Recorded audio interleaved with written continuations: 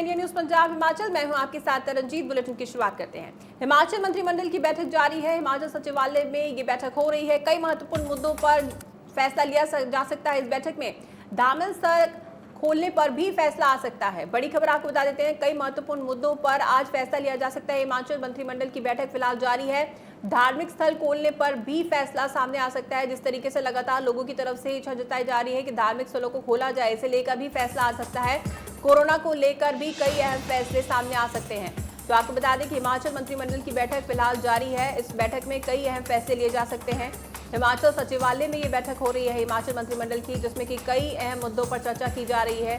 कई महत्वपूर्ण मुद्दों पर इस बैठक में फैसला भी लिया जा सकता है। धार्मिक स्थल खोलने पर भी इस बैठक में फैसला आ सकता है। आपको बता दें कि कोरोना को लेकर भी कई अहम फैसले इस बैठक में लिए जा सकते हैं। तो बड़ी खबर इस वक्त की आपको बता देते हैं, हिमाचल मंत्रिमंडल की बैठक फिलहाल जारी है, जिसमें कि कई अहम मुद्दों पर चर्चा की जा रही है। कोरोना को लेकर भी एक रणनीति तैयार की जा रही है, उस पर भी कई अहम फैसले आ सकते हैं। हिमाचल सचिवालय में ये बैठक हो रही है, जिसमें कई महत्वपूर्ण मुद्दों पर फैसला लिया जा सकता है। धार्मिक स्थल खोलने को लेकर भी इस बैठक में फैसला आ सकता है। इसी के साथ आपको बता दें कि कोरोना को लेकर भी कई अहम फैसले इस बैठक में लिए जा सकते हैं।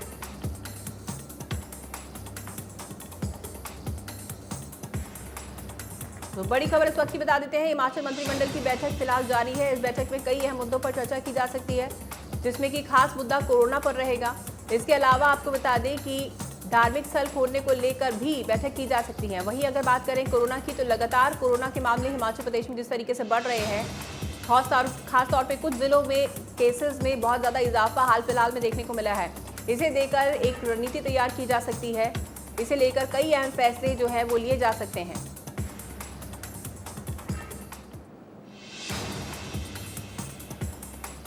आपको बता दें कि हिमाचल सचिवालय में हिमाचल मंत्रिमंडल की बैठक फिलहाल जारी है, जिसमें कई महत्वपूर्ण मुद्दों पर फैसला लिया जा सकता है। धार्मिक स्थल खोलने पर भी इस बैठक में फैसला आ सकता है। और भी कई मुद्दे हैं। कोरोना को लेकर रणनीति तैयार की जा सकती है। अहम फैसले इसमें लिए जा सकते हैं।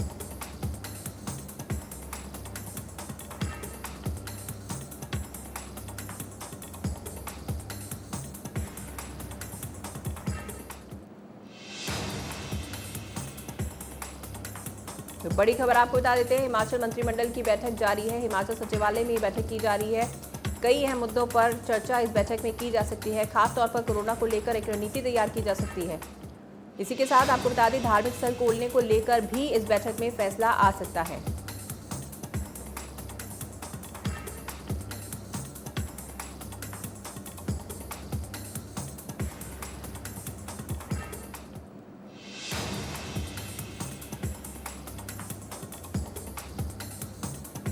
इसी में ज्यादा अपडेट के लिए हमारे संवाददाता नकुल हमारे साथ जुड़ गए हैं। नकुल, आपसे जानना चाहेंगे, आज हिमाचल मंत्रिमंडल की बैठक फिलहाल जारी है, क्या कुछ फैसले इसमें आ सकते हैं?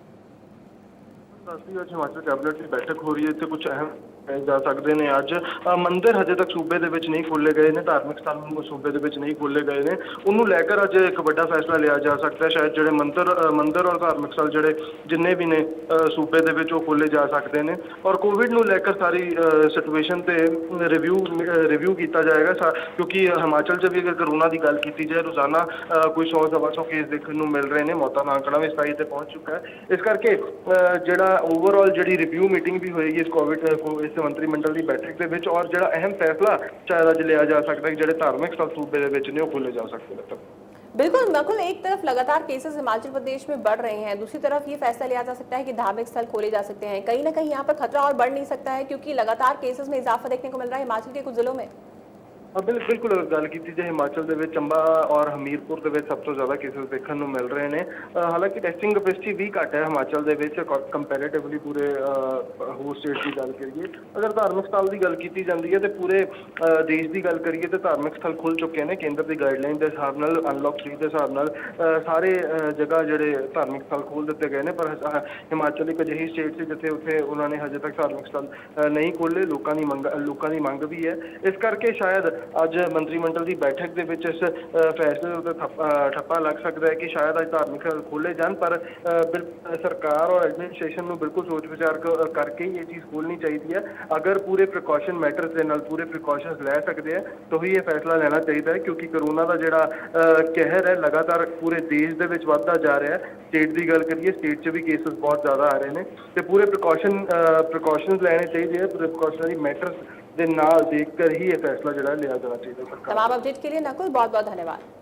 तो आपको बता दें कि कई महत्वपूर्ण मुद्दों पर फैसला लिया जा सकता है, खासतौर पर धार्मिक स्थल खोलने को लेकर फैसला आ सकता है और आपको बता दें कि कोरोना को लेकर भी अहम फैसले सामने आ सकते हैं। जिस तरीके से लगातार केसेस यहाँ पर बढ़ रहे हैं, चंबा की बात की जाए, कुल्लू की बात की जाए, कुछ जिलों में, हिमाचल के कुछ जिलों में केसेस लगातार बढ़े हैं, जिसे लेकर कई अहम फैसले जो हैं वो लिए जा सकते हैं। एक रणनीति तैयार की जा सकती है कोरोना को लेकर, जिससे कि कोरोना के संक्रमण को रोका जा सके और लोगों को इससे बचाया जा सके।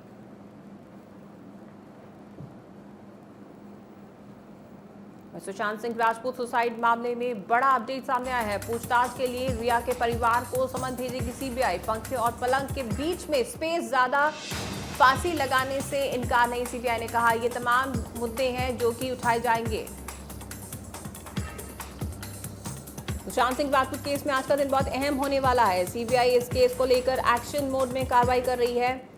आज सीबीआई का शिकंजा रिया चक्रवर्ती पर कस सकता है। रिया चक्रवर्ती से सीबीआई पूछताछ कर सकती है। इससे पहले रिया से ईडी की टीम 2 बार पूछताछ कर चुकी है। आपको बता दें कि सुशांत केस में रिया चक्रवर्ती मुख्य आरोपी है और एक्टर के पिता ने रिया के खिलाफ केस भी दर्ज कराया है। सो आज का दिन बहुत अहम होने वाला है सुशांत सिंह राजपूत केस में। सीबीआई इस केस को लेकर एक्शन मोड में कार्रवाई कर रही है। आज सीबीआई का शिकंजा रिया चक्रवर्ती पर कस सकता है और रिया चक्रवर्ती से सीबीआई पूछताछ कर सकती है। इससे पहले आपको बता दें कि रिया से ईडी की टीम 2 बार पूछताछ कर चुकी है। तो बड़ा अपडेट सुशांत मामले में सामने आया है।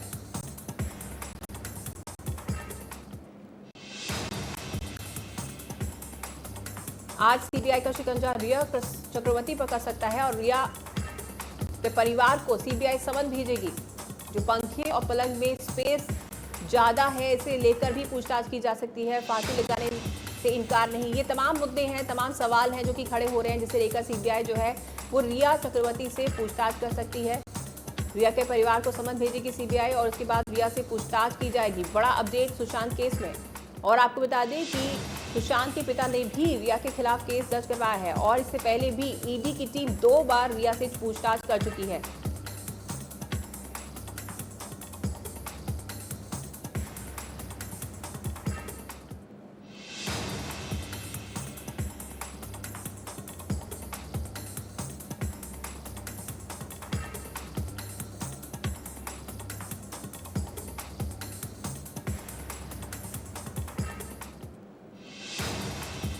यहाँ पर कई अहम सवाल खड़े होते हैं। जिस तरीके से ये कहा जा रहा है कि सुशांत ने खुद फांसी लगाई या फिर किसी ने मौत के बाद बेहोशी में उन्हें लटकाया, ये तमाम सवाल खड़े हो रहे हैं। वहीं आपको बता दें कि सीबीआई सुशांत केस में रिया की फैमिली को भी समन भेजा गया है। रिया के भाई और पिता से भी पूछताछ होगी और कुछ ही देर में किसी भी टाइम रिया को पूछताछ के लिए सीबीआई बुला सकती है। तो एक नया अपडेट, बड़ा अपडेट सुशांत केस में।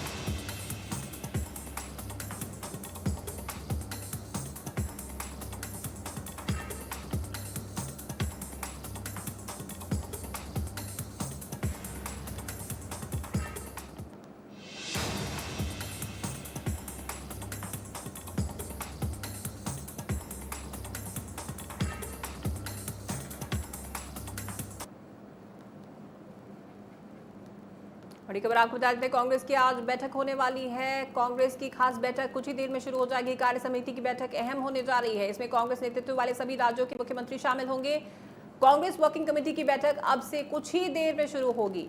बैठक के बाद कांग्रेस की प्रेस कॉन्फ्रेंस होगी। इससे पहले कांग्रेस के अंतरिम अध्यक्ष सोनिया गांधी ने पार्टी के सीनियर नेताओं को कहा कि वो अब पार्टी के अध्यक्ष पद पर नहीं रहना चाहती हैं। उन्होंने अध्यक्ष पद छोड़ने की इच्छा जताई है। सोनिया गांधी ने कहा कि अब पार्टी को नया अध्यक्ष चुन लेना चाहिए। उनका ये बयान ऐसे समय में आया है जब पार्टी के कई नेताओं ने उन्हें चिट्ठी लिखकर एक फुल टाइम अध्यक्ष चुनने की मांग की है। तो आपको बता दें कि कुछ ही देर में कांग्रेस वर्किंग कमेटी की बैठक शुरू होने वाली है। और ये बैठक बहुत ही खास होने वाली है। कई अहम फैसलों पर मुहर लग सकती है इस बैठक में। आपको बता दें कि कांग्रेस वर्किंग कमेटी की बैठक ऐसे समय में हो रही है जब कई बड़े नेताओं ने कांग्रेस अध्यक्ष सोनिया गांधी को चिट्ठी लिखी और उसमें संगठन में बड़े बदलाव की मांग की है।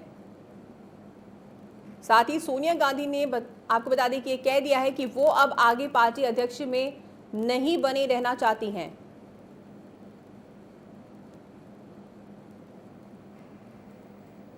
कांग्रेस वर्किंग कमेटी की इस बैठक में न सिर्फ ये तय हो सकता है कि सोनिया गांधी आगे कांग्रेस का नेतृत्व जारी रखेंगी या नहीं, बल्कि गांधी परिवार से ही पार्टी के नेतृत्व के सवाल पर खुली चर्चा भी हो सकती है।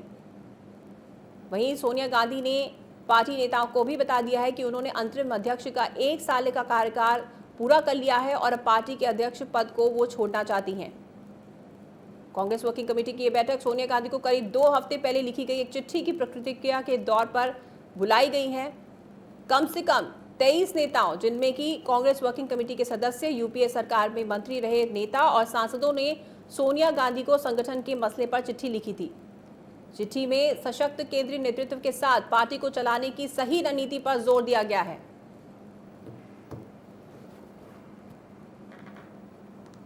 वहीं पिछले कुछ वक्त से विपक्ष कांग्रेस में लीडरशिप को लेकर बयानबाजी कर रहा है, जिसको लेकर पंजाब के मुख्यमंत्री कैप्टन अमरिंदर सिंह ने गांधी परिवार को चुनौती देने वालों का विरोध किया है और कहा कि देश को मजबूत और एकजुट विपक्ष की जरूरत है। पार्टी को सिर्फ गांधी परिवार ही नेतृत्व दे सकता है। इस वक्त देश के संघीय ढांचे को भी खतरा है। एकजुट कांग्रेस ही देश और जनता की रक्षा कर सकती है।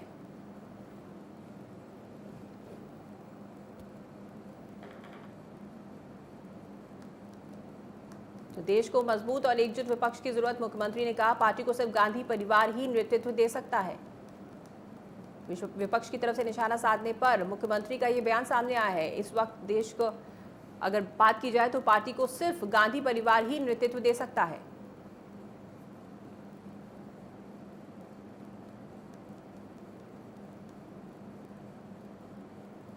सीएम ने कहा कि देश को मजबूत और एकजुट विपक्ष की जरूरत है। वहीं खन्ना में लोक इंसाफ पार्टी के प्रधान सिमरजीत सिंह बैंस ने हल्ला बोल रैली की, जहां पर उन्होंने पंजाब में बढ़ते शराब माफिया और रिश्वतखोरी को लेकर रैली निकाली। साथ ही उन्होंने कहा कि कैप्टन सरकार से मांग की है कि जल्द से जल्द जहरीली शराब मामले में दोषियों को पकड़ा जाए। आपको बता दें कि लोक इंसाफ पार्टी की तरफ से यह मुद्दा उठाया गया। जिस तरीके से जहरीली शराब का मुद्दा लगातार पंजाब में गरमाया हुआ है, उन्होंने कहा कि दोषियों को इस मामले में जल्द से जल्द सजा मिलनी चाहिए, गिरफ्तार किया जाना चाहिए, जिसके चलते हल्ला बोल रैली उनकी तरफ से निकाली गई।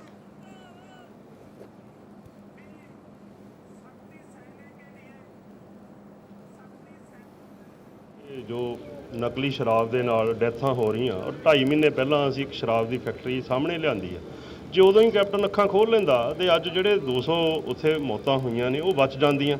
ਅੱਜ ਤੁਹਾਨੂੰ ਪਤਾ ਕਿ ਪੈਲ ਹਲਕੇ ਦੇ ਵਿੱਚ ਇੱਕ ਚੇਅਰਮੈਨ ਵਾਲੀ ਦਾਰੂ, ਇੱਕ ਐਮਐਲਏ ਵਾਲੀ ਦਾਰੂ ਸ਼ਰੇਆਮ ਵਿਕਦੀ ਆ ਕਹਿ ਕੇ, ਔਰ ਇਹ ਜੇ ਦਾਰੂ ਇਦਾਂ ਹੀ ਵਿਕਦੀ ਰਹੀ ਸਾਡੇ ਪੈਲ ਦੇ ਵਿੱਚ ਵੀ ਕੋਈ ਉਦਾਂ ਦਾ ਹਾਦਸਾ ਵਾਪਰ ਸਕਦਾ, ਸਾਡੇ ਫਤਿਹਗੜ੍ਹ ਏਰੀਆ ਦੇ ਵਿੱਚ ਪੂਰਾ ਵਾਪਰ ਸਕਦਾ। ਇਸ ਲਈ ਇਸ ਨੂੰ ਬਚਾਉਣ ਦੇ ਲਈ, ਲੋਕਾਂ ਨੂੰ ਜਾਗਰਤ ਕਰਨ ਦੇ ਲਈ ਅੱਜ ਜਿਹੜਾ ਹੈਗਾ ਇਹ ਦੌਰਾ ਅਸੀਂ ਸਰਦਾਰ ਸਿਮਰਜੀਤ ਸਿੰਘ ਬੈਂਸ ਦਾ ਰੱਖਿਆ, ਤਾਂ ਕਿ ਪੁਲਿਸ ਤੇ ਜੋ ਪ੍ਰਸ਼ਾਸਨ ਜਿਹੜਾ ਸੁੱਤਾ ਪਿਆ ਸੁਸਤਾ ਉਹਨੂੰ ਚਾਲੂ ਕੀਤਾ ਜਾਵੇ ਤੇ ਜਿਹੜੇ ਨਸ਼ੇ ਦੇ ਸੌਦਾਗਰ ਨੇ ਉਹ ਫੜੇ ਜਾਣ। हर जबीर बन के यार भी शक्ति सहने के लिए शक्ति सह कदे ना सरकार चलाने वाले ने सोची ये गल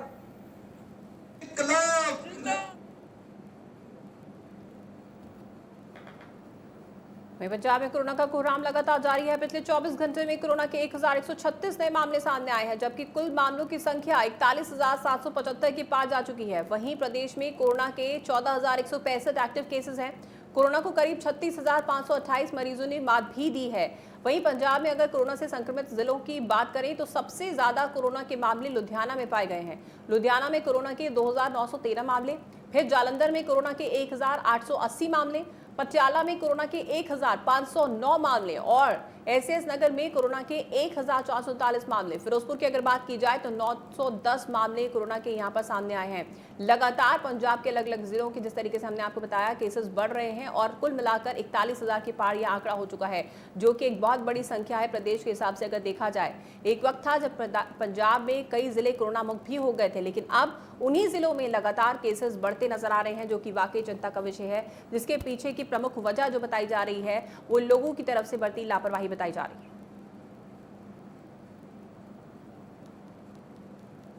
एक्टिव केसेस 14,165।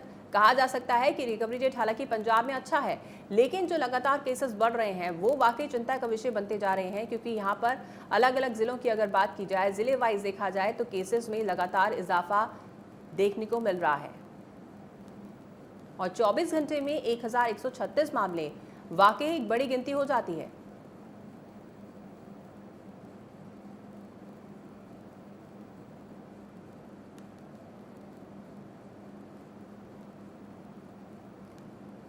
वहीं जालंधर की भी अगर बात करें तो कोरोना के मामले लगातार बढ़ते जा रहे हैं और जालंधर के लोग कोरोना के डर से बेखौफ होकर अपने घर से निकल रहे हैं। इतना ही नहीं, यहाँ पर लोग बाजार में सोशल डिस्टेंसिंग और मास्क का ख्याल तक नहीं रख रहे हैं। और जब इस बारे में पुलिस प्रशासन से पूछा गया तो उनका कहना है कि जब पुलिस को इस बारे में सूचना मिली तो मौके पर पहुंचकर पुलिस ने लोगों से कोविड-19 नियमों का पालन करने के लिए अपील की। आपको बता दें कि जालंधर में लगातार कोरोना बढ़ रहा है। हालांकि पुलिस प्रशासन की तरफ से सख्ती की जा रही है, लेकिन लोग पूरी तरह से लापरवाही बरत रहे हैं। लोगों को बिल्कुल भी डर नहीं है, ना तो लोग मास्क पहन रहे हैं, ना ही यहाँ पर सोशल डिस्टेंसिंग का ख्याल रखा जा रहा है। और साथ ही आपको बता दें कि सख्ती होने के बावजूद भी, हालांकि यहाँ जुर्माना लोगों को किया जा रहा है जिन लोग मास्क नहीं पहन रहे हैं, लेकिन उसके बावजूद भी लोगों को जरा भी डर नहीं है और उनकी तरफ से नियमों की पालना नहीं की जा रही है।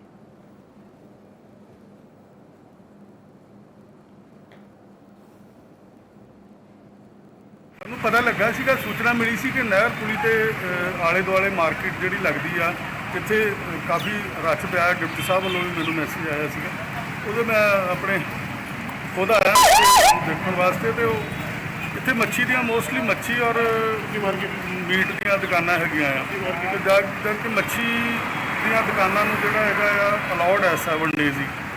ਤੇ ਉਹ ਪਰ ਅਸੀਂ ਫਾਲਤੂ ਜਿਹੜੀ ਭੀੜ ਨੂੰ ਚੈੱਕ ਕੀਤਾ ਹੁਣ, ਤੇ ਉਹ ਸਾਡੇ ਆਉਣ ਤੱਕ ਮੋਸਟਲੀ ਜਾ ਚੁੱਕੇ ਸੀਗੇ। ਜਿਹੜੇ ਲੋਕ ਸੀਗੇ ਜਿਹੜੇ ਆਮ ਇੱਥੇ ਘੁੰਮ ਰਹੇ ਸੀਗੇ ਮਾਰਕੀਟ ਦੇ ਵਿੱਚ, ਉਹਨਾਂ ਨੂੰ ਵੀ ਦੱਸ ਦਿੱਤਾ, ਸਮਝਾ ਦਿੱਤਾ ਗਿਆ ਆ, ਵਾਰਨ ਕਰ ਦਿੱਤਾ ਗਿਆ ਆ।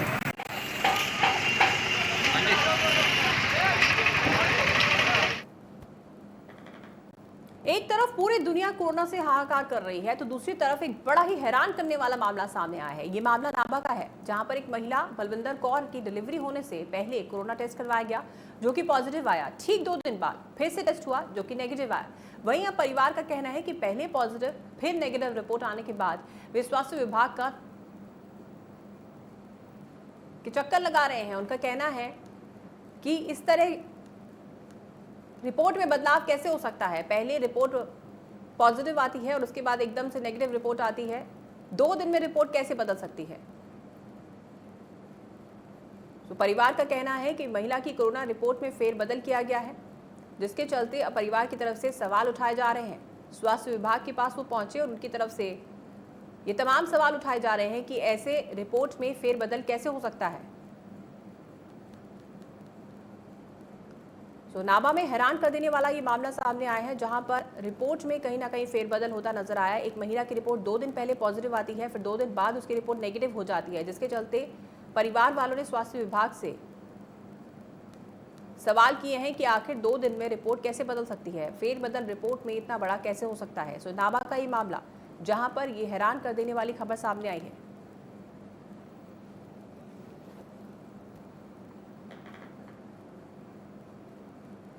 वहीं संगरूर के गांव जट्ठा नन्हेरा के लोगों ने कोरोना को लेकर अपना अलग ही फरमान जारी किया है। गांव वालों का कहना है कि अगर कोई व्यक्ति कोरोना पॉजिटिव आता है तो उसे अस्पताल की जगह घर में ही रहना पड़ेगा, क्योंकि सरकारी अस्पताल में शारीरिक अंगों की तस्करी होती है, जिसके चलते वे अस्पताल में नहीं अपने घर में इलाज कर सकते हैं। साथ ही उन्होंने स्वास्थ्य विभाग को इसकी सूचना दे दी है।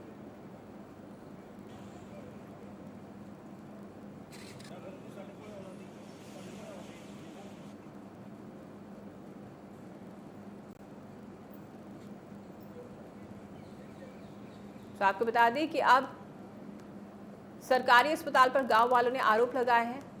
अस्पताल में अंग तस्करी होती है, सो उन्होंने कहा है, गांव वालों ने ये फरमान जारी किया है कि घर में ही इलाज होगा कोरोना पॉजिटिव होने पर।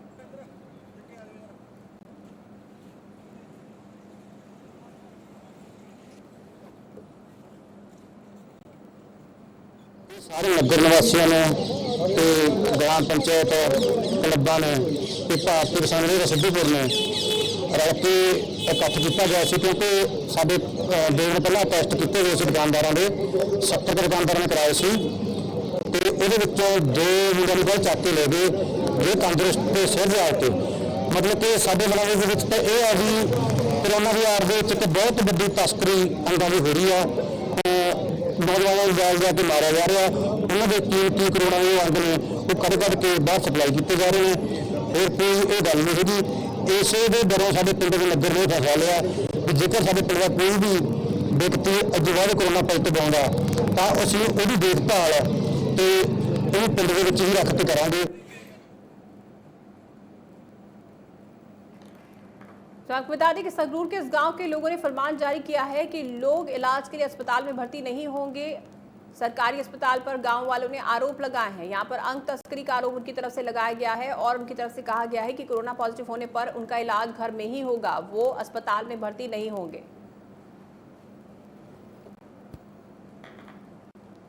वहीं पटियाला में रक्षक पुलिस ही बनी भक्षक। ताजा मामले में एक युवती ने पुलिसकर्मी अजीत कौर पर मारपीट करने का आरोप लगाया है। पीड़िता का कहना है कि थाना 4 नंबर में उनका एक रेप केस चल रहा है, जिसके सिलसिले में उन्हें थाने बुलाया गया था और जब वो थाने पहुंची तो सब इंस्पेक्टर ने अजीत कौर उन्हें मामले में 1 लाख रुपए लेकर समझौता करने को कहा और जब पीड़िता ने मना कर दिया तो उसकी बेरहमी से पिटाई कर दी गई। तो पटियाला से एक हैरान कर देने वाला मामला सामने आया है। यहाँ पर पुलिस की गुंडागर्दी देखने को मिली है। थाने में बुलाकर पुलिस ने पीड़िता के साथ मारपीट की और पैसे देकर मामला रफा दफा करने की बात कही।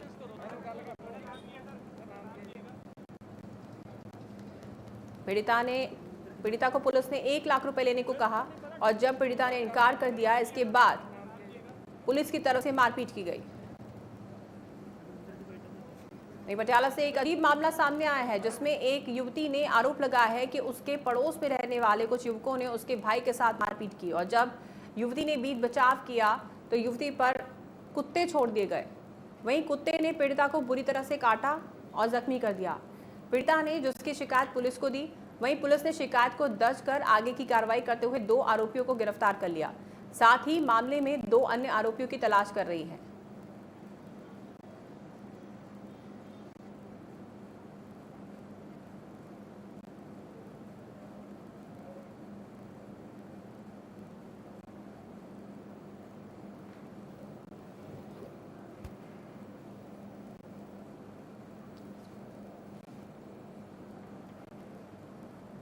पटियाला में अजीब सा मामला सामने आया है। इस पूरे मामले में 2 आरोपियों को गिरफ्तार कर लिया गया है, 2 आरोपी फरार हैं।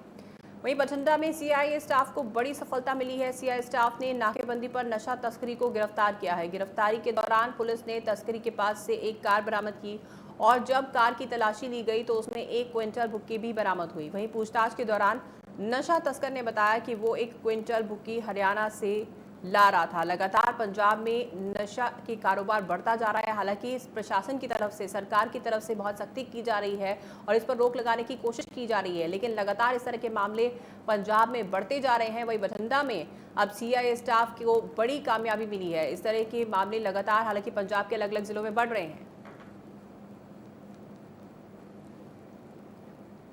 बठिंडा वालों विढी नशा ते माड़े अंसरां मुहिम नूं उस समय बड़ा बल मिलिया जो कल बठिंडा CI2 बठिंडा की पार्टी नूं राम सिंह नूं समेत 1 क्विंटल भुक्की ते मरूती कार दे गिरफ्तार किया।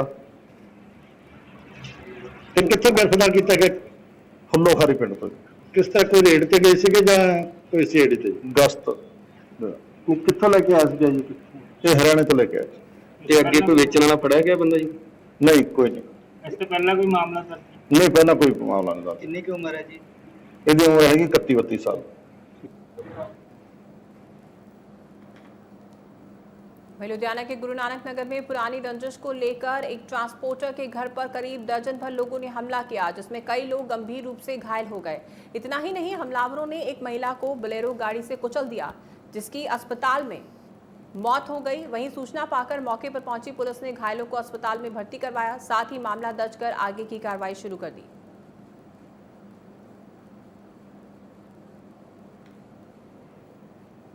ਨਗਰ 'ਚ ਰਾਤ ਜਿਹੜਾ ਝਗੜਾ ਹੋਇਆ ਨਾ, ਮੁੰਡਿਆਂ ਦਾ ਆਪਸ ਵਿੱਚ ਝਗੜਾ ਹੋਇਆ, ਇਹਨਾਂ ਦੀ ਪੁਰਾਣੀ ਕੋਈ ਰੰਜਿਸ਼ ਸੀ, ਪਹਿਲਾਂ ਵੀ ਝਗੜਾ ਹੋਇਆ ਸੀ, ਇਹਨਾਂ ਦਾ ਕੰਪਰੋਮਾਈਜ਼ ਹੋ ਗਿਆ ਸੀਗਾ।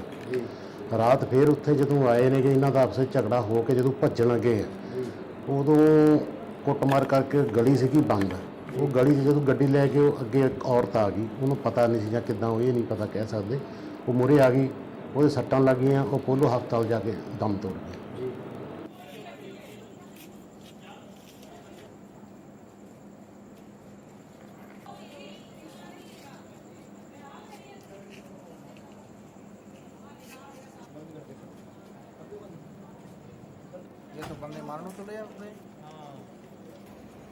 इस वक्त की बड़ी खबर आपको बता देते हैं, कांग्रेस वर्किंग कमेटी की बैठक शुरू हो चुकी है। बड़ी खबर इस वक्त की कांग्रेस की वर्किंग कमेटी की बैठक शुरू हो चुकी है। वीडियो कॉन्फ्रेंसिंग के माध्यम से ये बैठक हो रही है।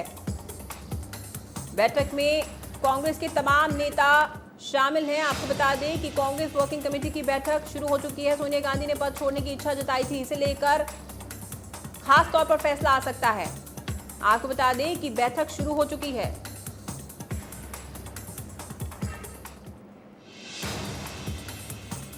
आपको बता दें कि कांग्रेस कार्य समिति की इस बैठक में न सिर्फ ये तय हो सकता है कि सोनिया गांधी आगे कांग्रेस का नेतृत्व जारी रखेंगी या नहीं, बल्कि गांधी परिवार से ही पार्टी के नेतृत्व के सवाल पर भी खुली चर्चा हो सकती है।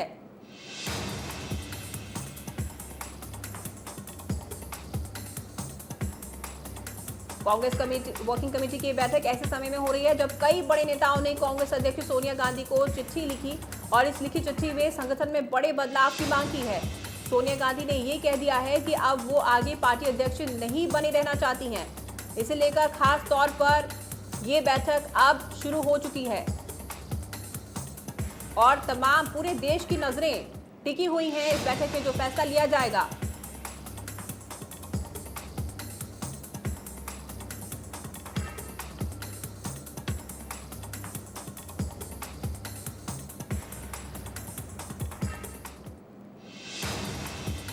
दरअसल चिट्ठी में कांग्रेस वर्किंग कमेटी के कामकाज पर सवाल उठाए गए हैं और कहा गया है कि मुश्किल समय में कांग्रेस वर्किंग कमेटी पार्टी को गाइड नहीं कर सका।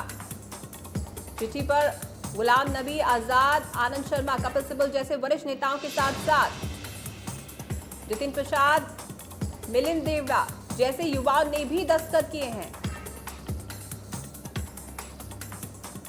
कई कांग्रेस नेताओं का यह भी मानना है कि 2 हफ्ते पहले सोनिया गांधी को चिट्ठी लिखने वाले कई नेता अपने भविष्य को लेकर भी चिंतित हैं। तो अब इस बैठक में अहम फैसला लिया जा सकता है। ये तय हो सकता है इस बैठक पे कि सोनिया गांधी आगे कांग्रेस का नेतृत्व जारी रखेंगी या नहीं।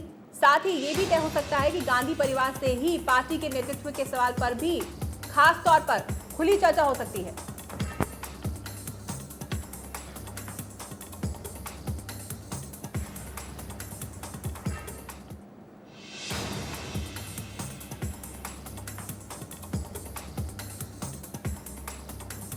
तो इसमें सबसे बड़ा सवाल यहाँ पर ये खड़ा होता है, क्या पार्टी को आज नया अध्यक्ष मिलेगा? क्या फैसला निकल के इस बैठक में सामने आता है? पूरे देश की नजरें इस पर टिकी हुई हैं। आपको बता दें कि वीडियो कॉन्फ्रेंसिंग के माध्यम से ये बैठक हो रही है।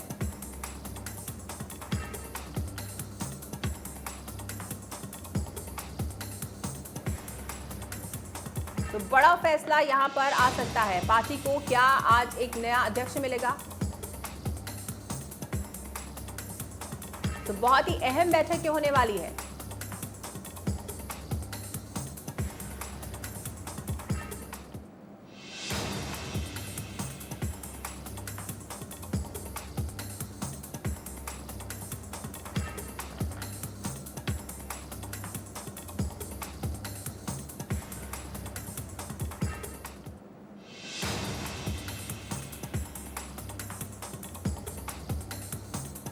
तो आपको बता दें कि कांग्रेस की वर्किंग कमेटी की बैठक अब शुरू हो चुकी है। इस बैठक में न सिर्फ ये तय हो सकता है कि सोनिया गांधी आगे कांग्रेस का नेतृत्व जारी रखेंगी या नहीं, बल्कि गांधी परिवार से ही पार्टी के नेतृत्व के सवाल पर भी खुली चर्चा हो सकती है। तो बहुत ही अहम ये बैठक होने वाली है।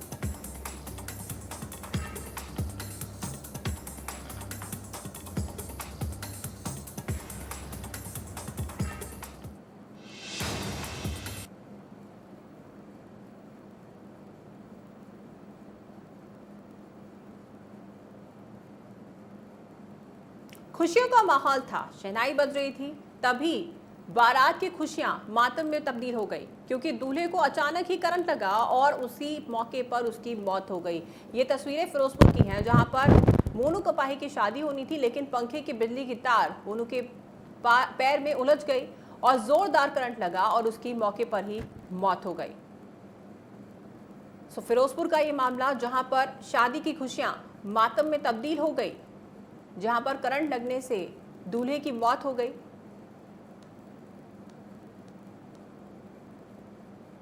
रात सवेरे बरात जाने ਸੀ ਰਾਤ ਨੂੰ ਨੱਚੇ ਖੇਡੇ ਨੇ, ਸੌਣ ਲੱਗੇ ਤੇ ਪੈਰ ਆ ਗਿਆ ਤਾਰ ਦੇ ਉੱਤੇ ਤੇ ਕਰੰਟ ਲੱਗ ਗਿਆ ਜੀ। ਮਿੰਟ ਹੀ ਪੂਰੇ ਹੋ ਗਏ। ਤੇ ਸਗਨ ਕਦੋਂ ਲੱਗ ਗਿਆ ਤੇ ਬਰਾਤ ਕਦੋਂ ਤੇ ਕਿੱਥੇ ਸਗਨ ਇੱਕ ਦਿਨ ਪਹਿਲਾਂ ਲਾਇਆ ਜੀ। ਕੱਲ ਸਗਨ ਸੀ, ਰਾਤ ਨੂੰ ਇਹ ਵਾਕਿਆ ਹੋਇਆ ਤੇ ਸਵੇਰੇ ਬਰਾਤ ਜਾਣੀ ਸੀਗੀ। 11 ਵਜੇ ਤੱਕ ਆ ਸੀ। ਇਹ ਲੜਾਈ ਸੀ ਲੜਾ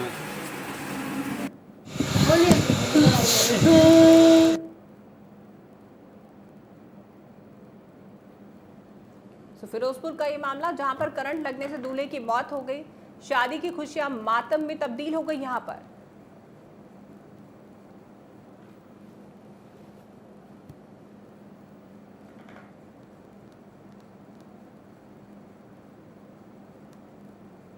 आपको बता दें कि बाराती नाच रहे थे, तभी अचानक यहां पर दूल्हे को करंट लगा, पंखे की तार पर उसका पैर आ गया, जिससे उसे करंट लगा और मौके पर ही उसकी मौत हो गई।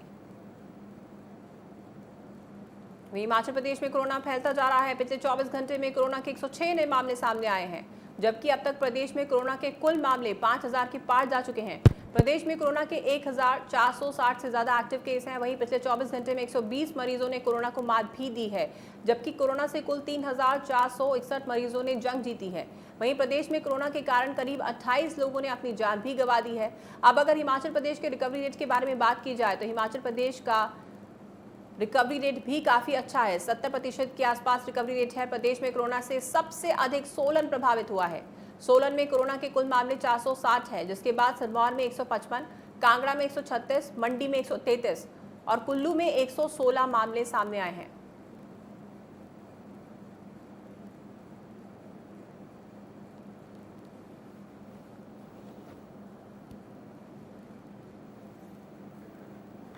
लगातार हिमाचल प्रदेश में भी आंकड़ा बढ़ता जा रहा है। हालांकि रिकवरी रेट भी अच्छा है, लेकिन यहां पर लगातार केसेस बढ़ते जा रहे हैं, जो कि वाकई चिंता का विषय है।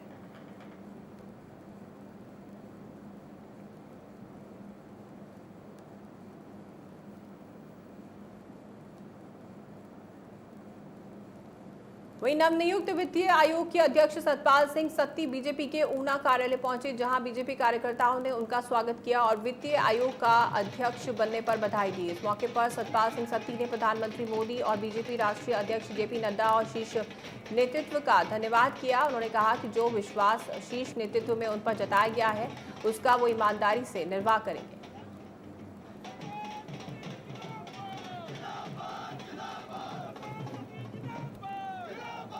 तो आपको बता दें कि सतपाल सत्ती का कार्यकर्ताओं ने स्वागत किया और कहा कि ईमानदारी से अपनी जिम्मेदारी को पूरा करूंगा। वहीं प्राकृतिक सौंदर्य से भरपूर माता श्री नैना देवी की पावन नगरी हिमाचल प्रदेश में स्वच्छता सर्वेक्षण 2020 में भी अव्वल आई है। 25,000 से कम आबादी वाले बिलासपुर में माता श्री नैना देवी की धार्मिक नगरी को पिछले साल 6ठा स्थान मिला था, जो कि इस साल नंबर 1 पर है।